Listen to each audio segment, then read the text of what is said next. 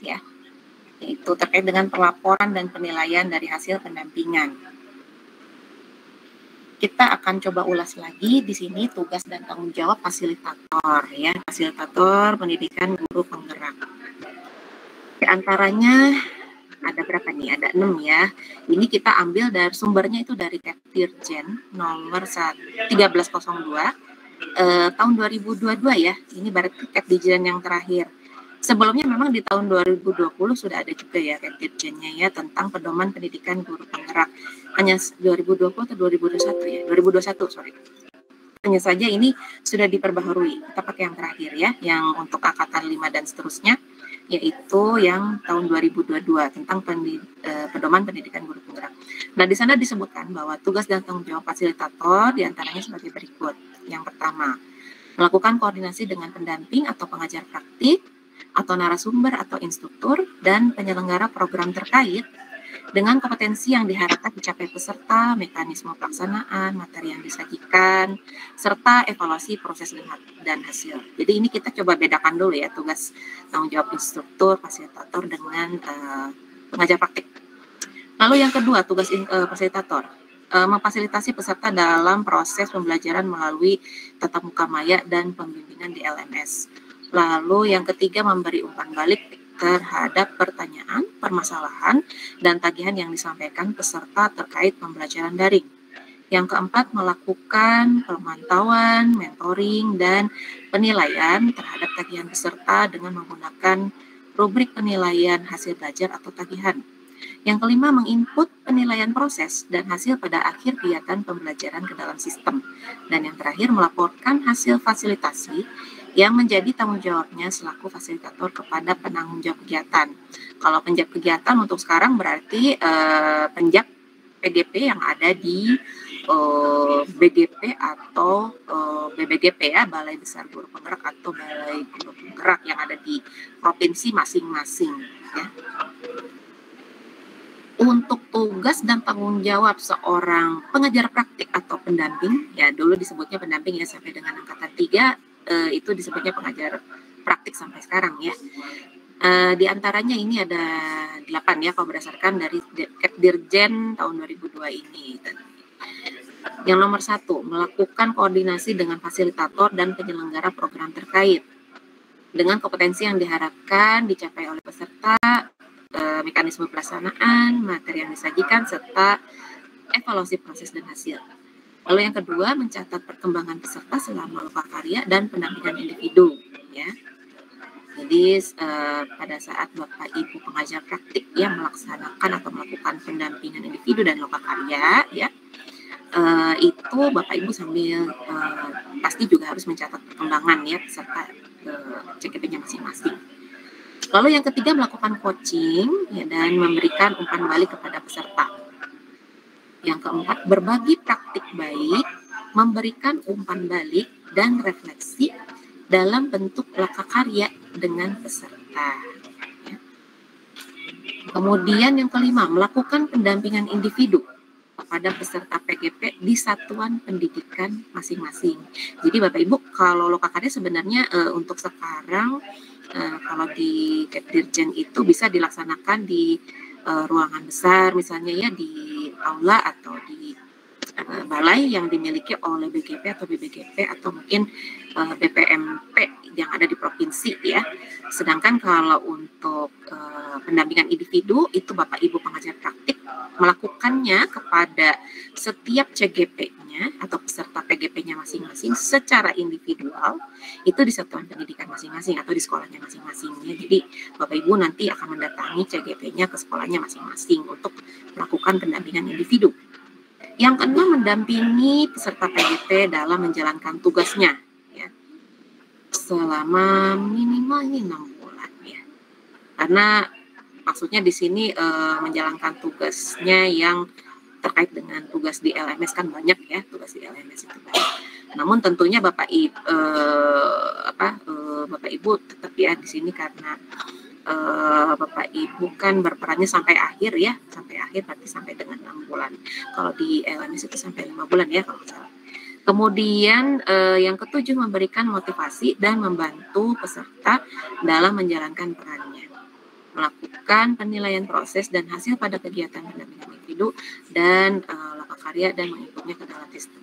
Jadi mungkin sekali lagi catatannya, meskipun pengajaran di LMS itu kan tanggung jawabnya fasilitator, tapi karena Bapak Ibu juga nanti akan mendampingi di pendampingan individu dan tetap juga memantau bagaimana perkembangan belajar dari para CGP-nya masing-masing, dari belajar online-nya apakah mengalami masalah atau tidak, dan berarti kan coachingnya juga dilakukan sambil Bapak Ibu melakukan pendampingan individu ya. Gitu. Nah, sekarang kita coba review lagi ini untuk skenario pembekalan atau alur pembelajaran pembekalan CPP kita saat ini ya. Untuk yang Bapak Ibu berarti ya, pembelajaran pembekalan CPP ya, calon pengajar praktik. Ini Bapak Ibu kan sudah mempelajari ini ya. Yang pertama ada modul PGP ya, yang memberikan adalah instruktur modul PGP, kemudian ada fasilitator, pemandu juga ya.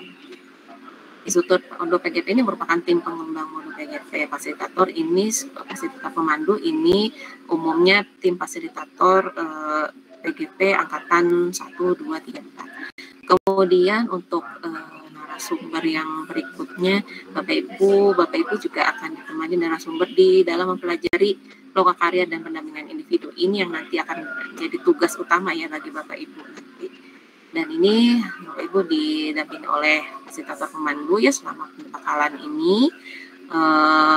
Kemudian untuk modul pengajar praktik, tentunya selama berapa hari kemarin Bapak Ibu juga sudah mempelajarinya bersama para instruktur modul ya, instruktur modul pengajar praktik yang merupakan dari tim pengembang modul pengajar praktik. Alur pembekalan kita ini review dulu ya. Alur pembekalan kita sudah sampai dengan di sini ya, sudah sampai penilaian dan pelaporan pengajar praktik.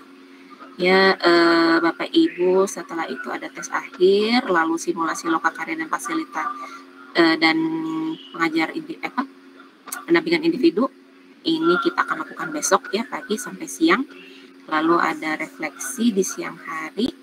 Nah, lanjut siang hari kita ada koordinasi dengan Satker besok ya. Sebelum penutupan kita ada koordinasi dengan Satker dari Pokja ya, dari Pokja tiap Satker, Pokja PGP tentunya ya, tiap BGP dan BGP yang diundang kelihatannya ya oleh Pokja PGP dari GTK ya, yang dikepalai oleh Pak Kasiman ya. Lalu terakhir besok ada evaluasi penyelenggaraan dari Pokja, PGP, GTK juga. Kemudian untuk materi yang sekarang terkait penilaian dan pelaporan oleh pengajar praktik. Nah, kita coba lihat dulu Bapak Ibu penilaian CGP oleh fasilitator. Kalau kita sesuaikan dengan yang ada di dalam Kepdirjen tahun 2022, untuk komponen penilaian kehadiran di forum atau tatap muka maya ya, yang difasilitasi oleh fasilitator ya, baik itu di dalam forum diskusi eksplorasi konsep, baik itu di dalam forum diskusi ruang kolaborasi ataupun terkait dengan elaborasi pemahaman, ini bobotnya 10% ya. Lalu di dalam komponen kebermaknaan refleksi, jadi nanti fasilitator juga menilai juga kebermaknaan refleksi yang dilakukan oleh CGP-nya ya, ini 20% bobotnya. Untuk penugasan individu pada alur demonstrasi kontekstual, ini bobotnya 20%. Untuk penugasan kelompok pada alur ruang kolaborasi ini 20%, lalu portofolio aksi nyata ini 20%. Untuk penilaian pembelajaran CGP sendiri di dalam PGP ya Bapak Ibu ya, jadi sesuai dengan alur merdeka ya Bapak Ibu ya, sesuai dengan alur merdeka. Dan ini mungkin sudah disampaikan juga di awal ya kemarin-kemarin bahwa untuk CGP ini ya di tiap modulnya dari modul 11 sampai dengan 33 lah ya gitu ya, 1.1 atau sampai dengan modul 3.3 secara umum CGP ini akan dinilai dari produk ya, dari produknya ya selama mengikuti pembelajaran di LMS, dan dari kehadirannya ya, keaktifan ya selama dia mempelajari modul yang setiap modul ini ada alur merdekanya. Nah, kalau dari produknya, Bapak Ibu, dari produknya, CGP akan dinilai dengan rubrik itu biasanya di sini ya, di alur ruang kolaborasi ya, di tiap modul. Jadi di tiap modul untuk alur ruang kolaborasi itu ada rubrik penilaian ya, dalam bentuk angkanya juga ya. Kemudian di demonstrasi kontekstual juga itu ada penilaian ya, penilaian secara scoring juga ini. Ini ada di setiap modul ya, sesuai rubriknya dari modul masing-masing. Kemudian untuk penilaian produk ini ada juga sebenarnya di alur koneksi antar materi, tapi hanya di modul tertentu. Jadi di modul 1.4, 2.3, dan 3.3. Ini untuk penilaian kebermaknaan refleksi yang dilakukan oleh CGP di alur koneksi antar materi ya, khusus untuk modul 1.4, 2.3, dan 3.3. Lalu sama juga ya untuk modul 1.4, 2.3, 3.3 ini ada penilaian aksi nyata secara khusus ya. Jadi memang di modul-modul ini ada penilaian aksi nyata ya, aksi nyata CGP, dan CGP memang diminta untuk mengupload dari jurnal, catatan jurnalnya atau dokumentasinya diminta diupload di LMS juga. Ada tempatnya untuk mengupload ya di modul 1.4, 2.3, dan 3.3. Jadi ini yang nanti akan masuk juga ya sampai dengan nilai akhir. Kemudian kalau kita lihat dari penilaian kehadiran, CGP, itu di tiap modul ya, dinilainya itu terutama di sini, di eksplorasi konsep. Di alur eksplorasi konsep, baik itu VidCon atau video conference ya, ataupun dalam bentuk forum diskusi. Jadi kalau misalkan di modul 1.1 itu kan ada video conference-nya ya, itu juga kehadiran CGP-nya dinilai itu, dan itu masuk ya, grading di dalam LMS itu masuk. Kemudian untuk yang forum diskusinya juga dinilai ya, apakah dia sudah aktif, sudah membuat posting di forum diskusi atau belum gitu ya, itu dinilai kehadirannya. Nah, di ruang kolaborasi juga ini kehadirannya dinilai. Jadi dipisah ya, ruang kolaborasi sesi 1 dan sesi 2 ini dipisah. Kalau misalkan dia hadirnya CGP-nya cuma di ruang kolaborasi sesi 1, ruang kolaborasi sesi 2-nya tidak hadir, berarti ini nilainya 0 nanti ya untuk kehadirannya, dan itu nanti akan kumulatif ya Bapak Ibu. Kemudian di elaborasi pemahaman, kehadiran CGP ini juga akan dinilai ya. Siapa yang memasukkan penilaian kehadirannya nanti di LMS, yaitu fasilitator ya. Makanya fasilitator itu wajib ya hadir pada saat elaborasi pemahaman. PP juga sekarang mulai angkatan 5 juga wajib hadir ya. Untuk apa? Untuk menilai instruktur yang memaparkan ya. Jadi ada, kalau Bapak Ibu lihat di LMS di tiap modul itu di bagian paling bawah ya, di tiap modul di LMS itu ada penilaian kinerja. Termasuk juga Bapak Ibu menilai kinerja instruktur yang memberikan fasilitasi pada saat elaborasi pemahaman di modul tersebut ya. Itu ada, nanti Bapak Ibu bisa klik di situ untuk input penilaian sesuai dengan aspek yang diminta di situ. Sesuai dengan rubriknya maksudnya ya. Nah, di sini berarti untuk bobot penilaian bagi CGP ini kan karena ini baru dari fasilitator ya, Jadi 50%. 50%-nya lagi nanti berarti dari pengajar praktik ya. Kalau di sini ada catatan di paling bawah itu, setiap tugas memiliki batas waktu pengumpulan 3 hari efektif setelah waktu pelaksanaan kegiatan ruang kolaborasi dan demonstrasi kontekstual. Kemudian 1 hari setelah waktu pelaksanaan kegiatan koneksi antar materi. Ini catatan aja ya. Kemudian 4 minggu, ini batasnya 4 minggu ya kalau setelah waktu pelaksanaan kegiatan aksi nyata. Nah, ini untuk batas-batas waktunya ya.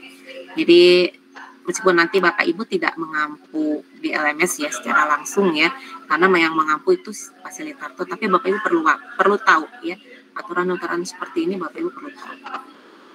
Kemudian kita lihat yang menjadi tanggung jawab Bapak Ibu nih untuk penilaian CGP oleh pengajar praktik. Penilaian CGP oleh pengajar praktik ini komponen penilaiannya ada beberapa ya, ada 6. Yang pertama, kehadiran dan partisipasi di lokakarya. Ya. Karena Bapak Ibu kan nanti memfasilitasi CGP ini di dua, intinya kan di dua kegiatan tersebut ya, lokakarya di tiap bulannya, kemudian pendampingan individu di tiap bulannya ya. Nah, kehadiran dan partisipasi di lokakarya ini bobotnya 10%. Lalu kebermaknaan refleksi 15% ya. Untuk observasi pembelajaran yang berpusat pada peserta didik ini nanti dilakukan observasinya di pendampingan individu 4 ya kalau nggak salah ya, nanti coba kita cek lagi. Ini 25% ya. Mana ya catatannya ya? Untuk observasi pembelajaran, iya betul, di PI 4 atau pendampingan individu. Kemudian yang keempat, keterampilan coaching dari CGP ini juga Bapak Ibu akan menilai ya. Keterampilan coaching itu di pendampingan individu 5 nanti dinilainya. Ini 15%, besar juga ya. Kemudian dokumentasi pemetaan aset secara kolaboratif. Nah, kalau yang ini nanti dinilainya di bulan ke-6 pada saat pendampingan individu 6. Ini juga 15% bobotnya. Kemudian rencana kerja pengembangan ya 20% program sekolah. Nah, kalau yang ini rencana kerja pengembangan program sekolah ini pada saat lokakarya 7 ya, jadi ada penilaian rencana kerja nanti di bulan ke-6 juga ya. Ini bobotnya gede juga nih 20%. Ini penilaian komponen penilaian yang akan dilakukan oleh Bapak Ibu pengajar praktik nanti. Lalu untuk penilaian pembelajaran CGP di dalam pendidikan guru penggerak sendiri total ya dari bulan 1 sampai bulan 6. Ini mungkin sudah disampaikan juga sebelumnya, kita coba ulas lagi aja Bapak Ibu. Untuk lokakarya ya, untuk lokakarya dulu. Di bulan pertama ini ada lokakarya orientasi ya di awal bulan banget ya. Lalu ada lokakarya 1 di akhir bulan pertama ya. Untuk penilaian keaktifannya pasti dinilai ya, dinilai untuk penilaian keaktifan pada lokakarya ini untuk lokakarya orientasi dan lokakarya 1 pasti dinilai. Di bulan kedua juga sama ya, untuk lokakarya 2 di akhir bulan kedua ini juga dinilai keaktifannya ya. Lalu di bulan ketiga ada lokakarya 3 di akhir bulannya nanti ini juga dinilai ya keaktifannya. Kemudian untuk lokakarya 4 sama ya, di akhir bulan keempat ini juga ada penilaian keaktifan juga ya untuk para CGP-nya. Kemudian di bulan kelima, di akhir bulan kelima ada lokakarya 5. Ini juga Bapak Ibu nanti menilai keaktifannya juga ya untuk para CGP-nya masing-masing. Lalu di bulan ke-6 ini ada 2 lokakarya Bapak Ibu ya. Kalau nggak salah posisinya itu tengah bulan 6 lokakarya 6. Lalu akhir bulan ke-6 ada lokakarya 7 ya. Nah, lokakarya 6 dan 7 ini sama juga dinilai ya ininya keaktifannya. Jadi setiap PP menilai keaktifan CGP-nya masing-masing, menilainya di LMS ya. Ada tempat menilainya nanti. Nanti kalau coba kita buka bareng-bareng.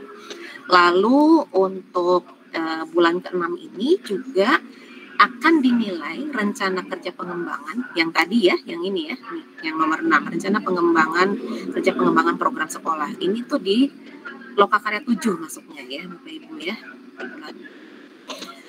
Kemudian kita coba lihat pendampingan individunya. Tadi ini lokakarya ya, yang dua baris pertama ini lokakarya. Nah, 3 baris ke